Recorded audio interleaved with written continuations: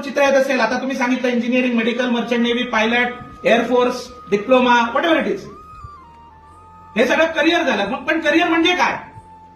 जर तुम्हाला मी विचारलं तर कोणी म्हणेल सर चांगली नोकरी म्हणजे करिअर, कोणीतरी म्हणेल की चांगलं घर म्हणजे करिअर, चांगले पैसे म्हणजे करिअर, चांगलं पोस्ट, तहसीलदार नको, प्रांत नको, कलेक्टर नको, सचिव, जिल्हा परिषद अध्यक्ष नको, आमदार नको, मंत्री नको, कॅबिनेट मंत्री नको, मुख्यमंत्री, पोस्ट, याला करिअर नाही म्हणत.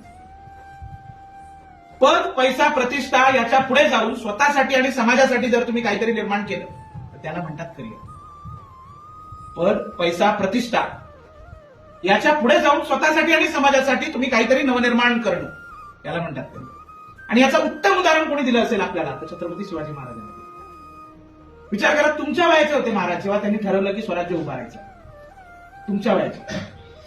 तुम्हाला आता इकडनं पालकांनी म्हटलं की बारामतीला पाठवायचं तर ते त्यांना धाकधूक असते की चुकून इंदापूरला जाईल. बरोबर आहे? पुण्याला एक